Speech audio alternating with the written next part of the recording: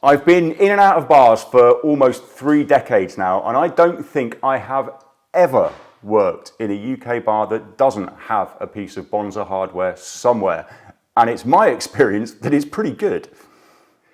Collaborating with Mitchell & Cooper has been a really simple and painless process. When you first come up with an idea and you see the hurdles that you have to jump through to do it, it was as if it was a flat racetrack working with Bonzer and Mitchell & Cooper on this. It really was. And the end result, to say I'm happy is an understatement, quite frankly. I am over the moon. When I was a young bartender, I remember that my favourite bits of kit were all usually gleaned from whichever brand or rep had the quality item at the time.